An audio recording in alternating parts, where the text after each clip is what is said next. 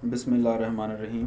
Physics point bye आसुर शीज, chapter number 14 exercise short question देखेंगे 14.9 से 14.15 तक।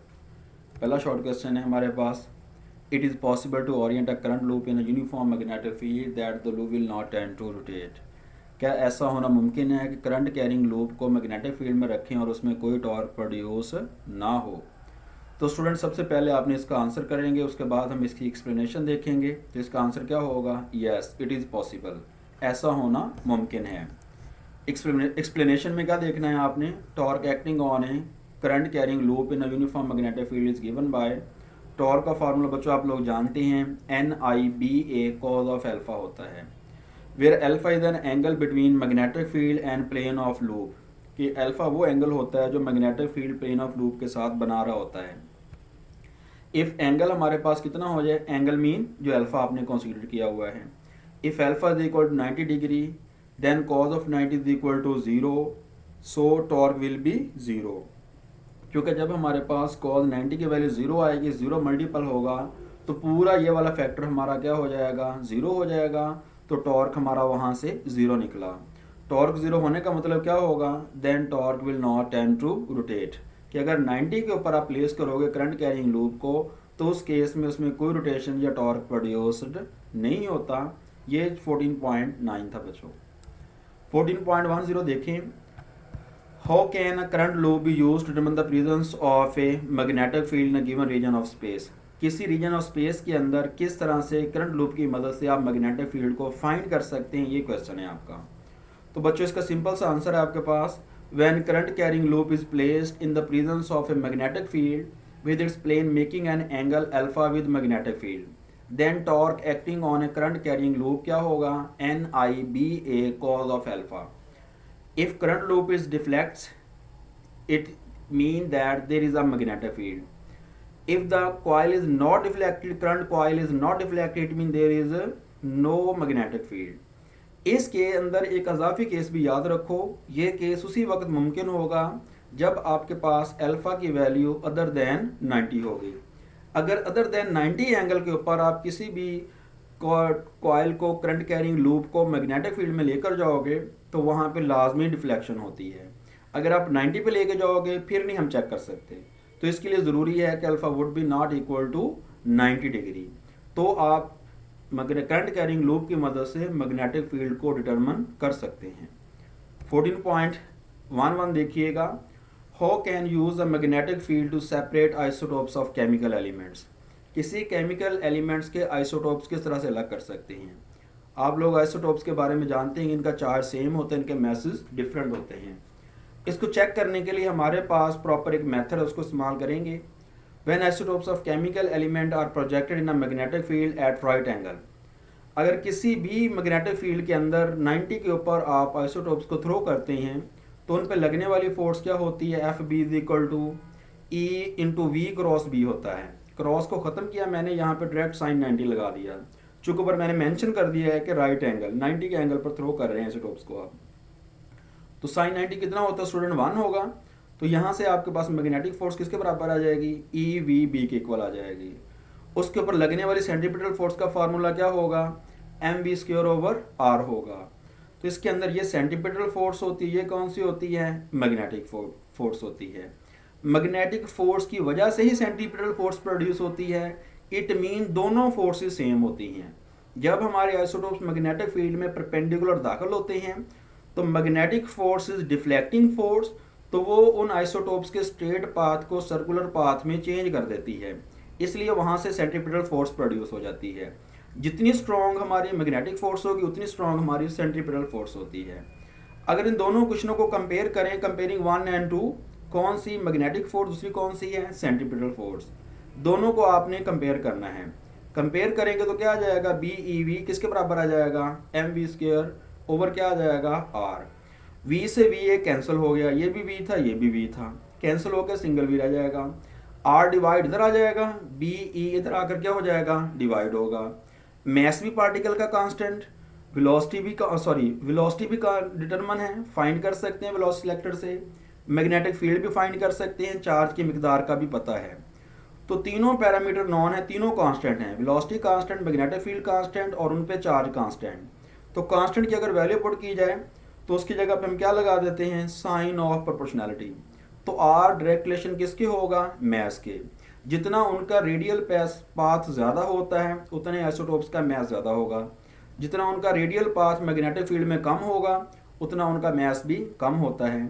इस तरह डिफरेंट आइसोटोप्स को आप इस टेक्निक के साथ अलग अलग कर सकते हैं, सेपरेट कर सकते हैं। आइसोटोप्स को मैंने वैसे बता दिया था ऊपर भी आपको। Isotopes have same charge but due to different masses they adopt different path which fall at different places and separated. जब मैग्नेटिक फील्ड के अंदर आप आइसोटोप्स को थ्रो करोगे उसके अंदर जो उनके मैसेज के लिहाज से वो डिफरेंट पॉइंट पर फॉल करेंगे और उनकी पोजीशन के लिहाज से हम उनके आइसोटोप्स को सेपरेट कर देते हैं। इस तरह से आपने 14.11 को एक्सप्लेन करना है। याद रह जाएगा बच्चों, दोबारा सुन लीजिएगा शॉर्टकट फॉर्म में कि पहले जब आप केमिकल एलिमेंट्स के जितने भी आइसोटोप्स होते हैं राइट एंगल मैग्नेटिक फील्ड को थ्रो करने हैं। जब राइट एंगल पे थ्रो करोगे तो मैग्नेटिक फील्ड कौन सा होता है, डिफ्लेक्टिंग फील्ड। तो वो स्ट्रेट पाथ को सर्कुलर पाथ में चेंज करेगा, वहाँ से पैदा हो जाएगी हमारी centripetal force.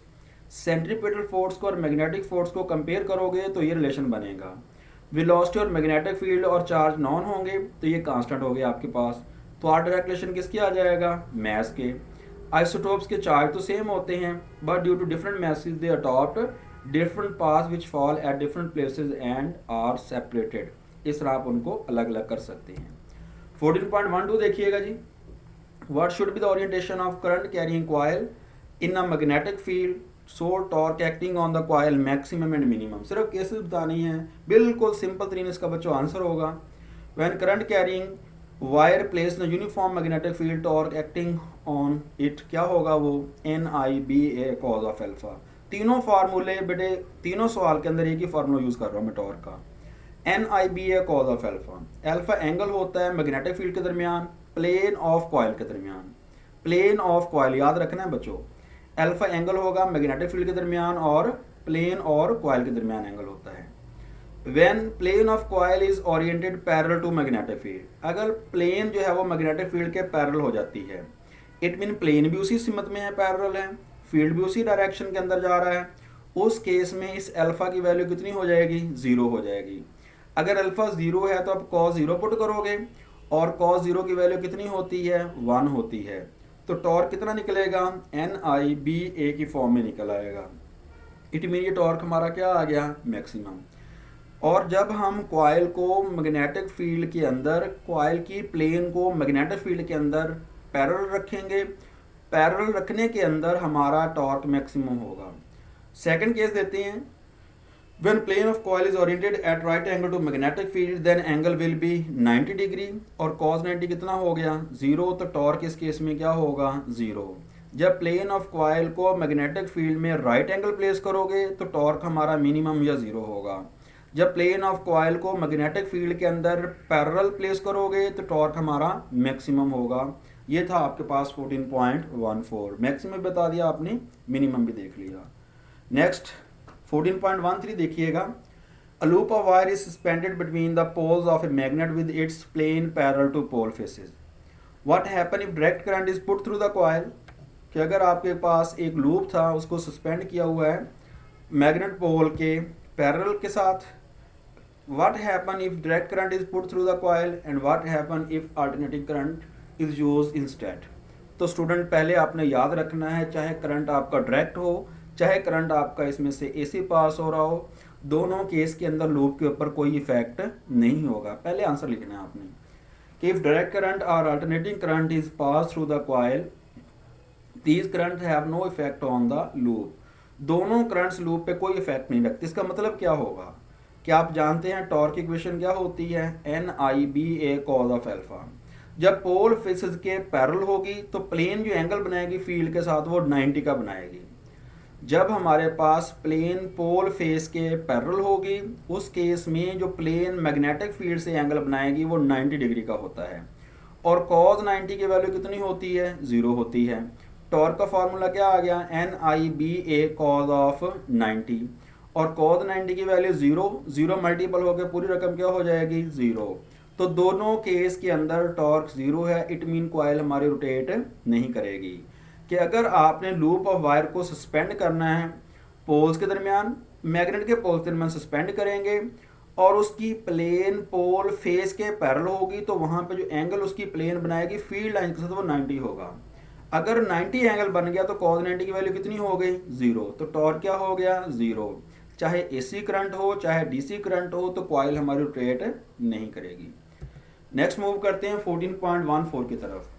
Y the resistance of an ammeter should be very low. इंतहाई important 3 short question annual paper में बार बार आता रहता है, छोटी स्टूडेंट मॉडल अक्सर आ जाता है पेपर में। एमीटर हमने पहले तो देखना है हमेशा कैसे ग्राइंड करना है आपने इसको सीरीज सर्किट में। ये सर्किट आपको नजर आ रहा होगा, मैंने यहाँ पे कोई ये रजिस्टर शो किया हुआ है, यहाँ पे मैंने एमीटर शो कर दिया है। तो एमीटर को मैंने सर्किट के अंदर सीरीज में कनेक्ट किया हुआ है और इसको जब सीरीज में कनेक्ट करेंगे इसमें मैक्सिमम करंट गुजारने के लिए इसकी अपनी रेजिस्टेंस कम होनी चाहिए। अगर इसकी अपनी रेजिस्टेंस कम होगी तो सर्किट का करंट ड्रॉ नहीं करेगा। अगर ये सर्किट का करंट ड्रॉ नहीं करेगा तो मैक्सिमम सर्किट में करंट फ्लो होगा, तो हम एक्चुअल वैल्यू इससे करंट की फाइंड आउट कर लेते हैं। अगर आप इसकी रेजिस्टेंस को ज़्यादा कर देते हैं, चूंकि ये सीरीज में लगा हुआ है, सारा करंट हमारा एमीटर में से गुजरना है, तो ये करंट को ज़्यादा मिकदार में ड्रॉ करना शुरू करेगा, जिसकी वजह से हमारे पास एक्चुअल वैल्यू ऑफ करंट को हम सर्किट में फाइंड आउट नहीं कर सकते। मेन लॉजिक बच्चों ये थी। अब देखिए थ्योरी का लिखी मैंने। Ammeter is always connected in series to measure the maximum current if the resistance of ammeter should be small as compare to resistance of the circuit. Circuit की ये मैं रेजिस्टेंस लगाई, इसके लिहाज से इसकी रेजिस्टेंस कम होनी चाहिए।